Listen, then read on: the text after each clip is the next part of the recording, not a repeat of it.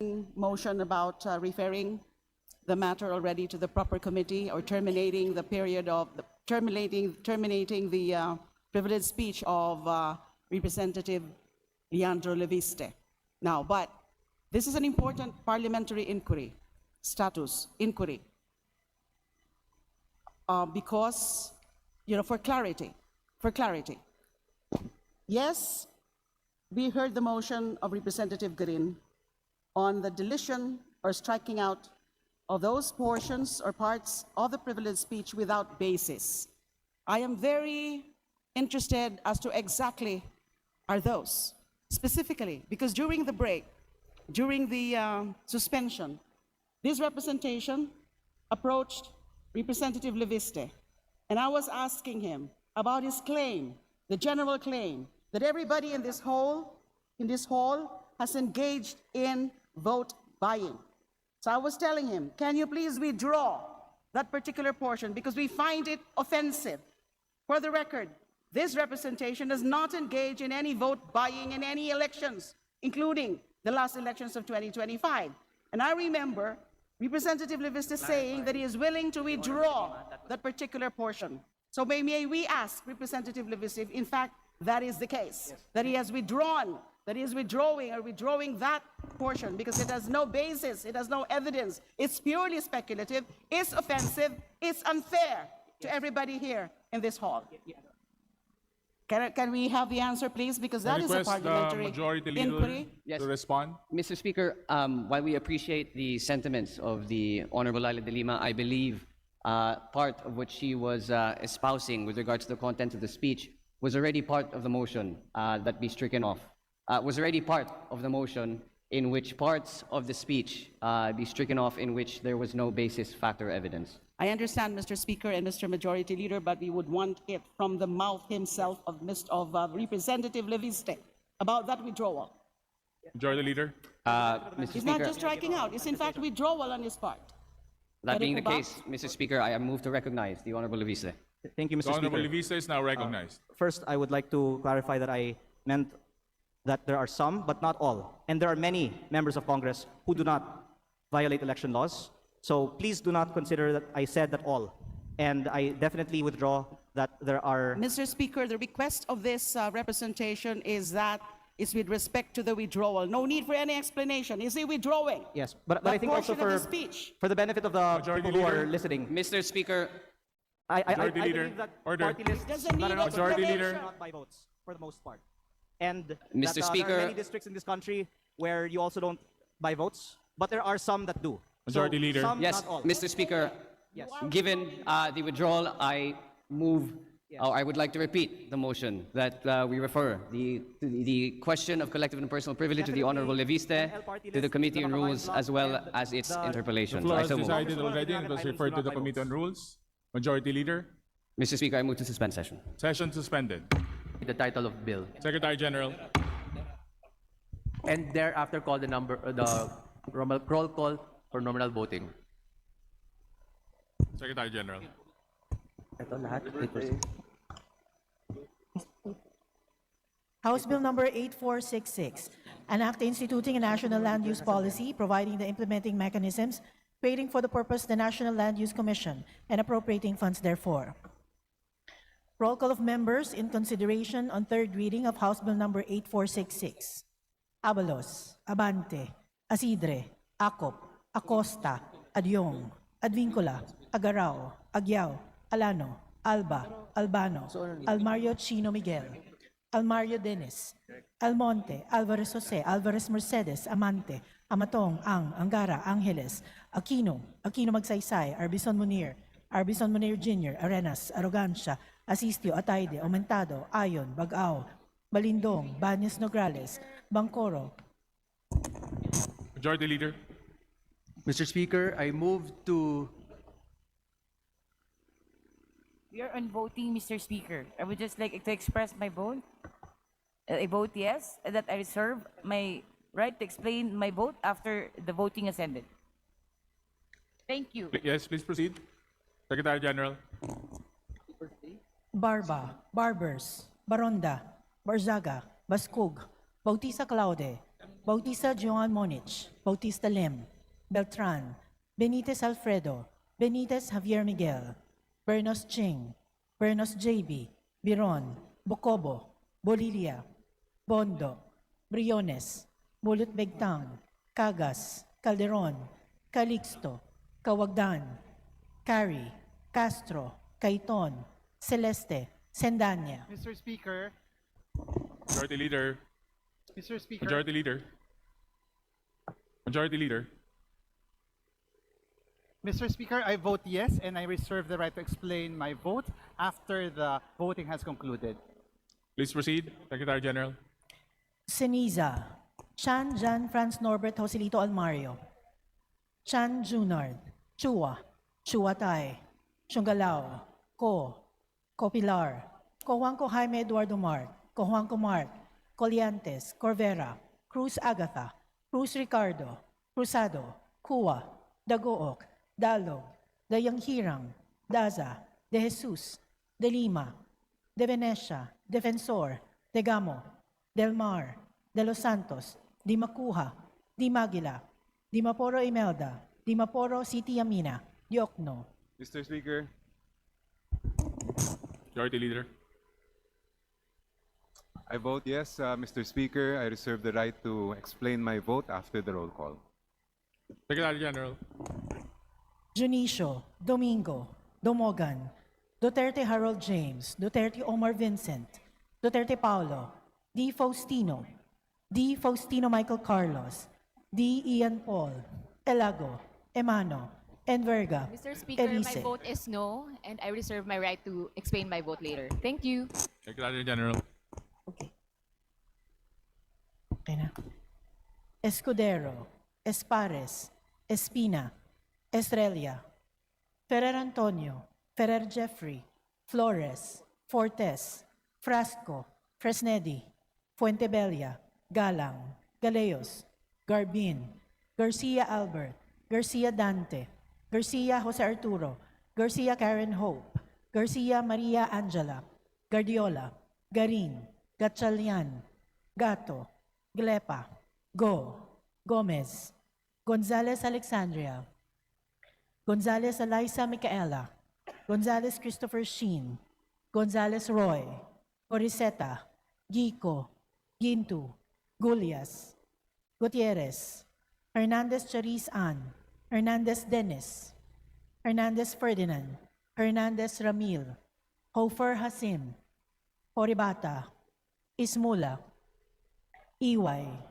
Javier, Co Antonio, Co Elisa, Co Wilton, Konghun, Co, Labad-Labad, Lacson, Lagbas, Lagdameo Jose Manuel, Lagdameo Monique Yasmin Maria, Lagman, Lagon Daphne, Lagon Sani, Lara, Lazatin, Ledesma, Legacion, Legarda, Legaspi, Leviste, Libanan, Lopez, Loria, Loyola, Luistro, Lumayag, Macapagal Arroyo, Makasait, Maceda, Madrona, Malapitan, Mangudadatu, Manikis, Marañon, Marcoleta, Marcos, Marquez, Mastura, Matibag, Matugas, Mendoza, Mercado, Mercado Revilla, Miraflores, Momo, Montes, Nava, Nazal, Nisay, Nolasco, Waminal Henry, Waminal Sancho Fernando, Oducado, Olivares, Ongchuan, Ordanes, Oreta, Ortega, Owano Dizon, Padiernos, Panarigan, Pancho, Panotes, Pascual, Perez, Pimentel, Plaza, Pleito, Po, Primicia Sagabas, Pumaren, Puno, Kimbo, Rama, Recto, Rehencia, Remulia, Revilla Brian, Revilla Ramon Jolo, Ridon, Rivera, Robes, Rodriguez Eulogio, Rodriguez Maximo, Rodriguez Rufus, Roman, Romualdez Andrew Julian, Romualdez Ferdinand Martin, Romualdez Yeda Marie, Romualdo, Romulo, Roque, Sagarbaria, Sakaluran, Salceda, Sally, Salvacion, Salvador, Salvame, San Fernando, Santos Maria Alana Samantha, Santos Mark Anthony, Shimura, Singson Richelle, Singson Ronald, Singson Mihan, Solon, Soriano, Suwan, Swansing Bella Vanessa, Swansing Micaela Angela, Suarez, Suntay, Taliado, Tan Aman, Tan Joseph, Tan Keith Micah, Tan Reynolds Michael, Tan Samir, Tan Stephen James, Tan Chai, Tan Watco, Tariela, Teodoro, Tereng, Teves, Tiangco, Tieng, Tino, Tolentino, Tuan, Tulfo Jocelyn, Tulfo Ralph Wendell, Tupas, Tutor, T. Umali, Ungab, Uy De Carlo, Uy Roberto, Valeriano, Vargas, Vargas Alfonso, Veloso, Veloso Tuazon, Vergara, Villa, Villafuerte Miguel Luis, Villafuerte Vincenzo Renato Luigi, Villanueva, Villarica, Violago, Yam Suwan, Yap Arthur, Yap Christopherson, Yap Eric, Yap John G. Snell, Yatko, Inares, Yu Jazel Victoria, Yu Joseph Kim, Yulo, Zamora Maria Carmen, Zamora Isabel Maria, Zubiri.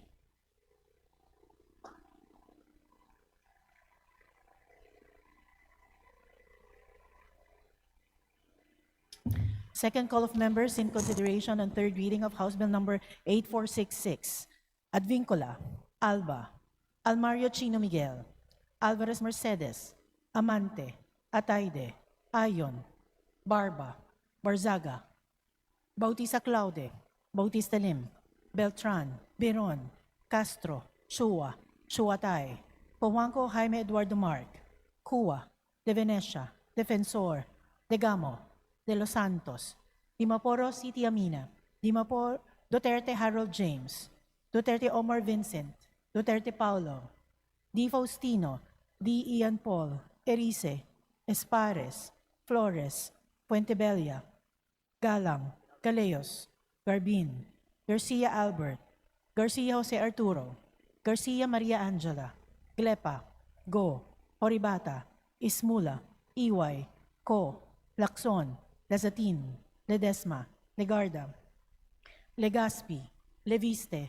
Lopez, Lumayad, Macapagal Arroyo, Maceda, Mercado Revilla, Miraflores, Ominal Henry, Ominal Sancho Fernando, Ordanes, Oreta, Owano Dizon, Padiernos, Pimentel, Pumaren, Puno, Revilla Brian, Rodriguez Maximo, Rodriguez Rufus, Salceda, Sally, Salvacion, Singson Richelle, Singson Ronald, Solon, Taliado, Tan Aman, Tan Reynolds Michael, Tan Stephen James, Teves, Tolentino, Teodor, T. Ungab, Uy De Carlo, Uy Roberto, Villanueva, Yap Christopherson, Yap Eric, Yap John G. Snell, Yu Jazel Victoria, Zamora Maria Carmen, Zubiri.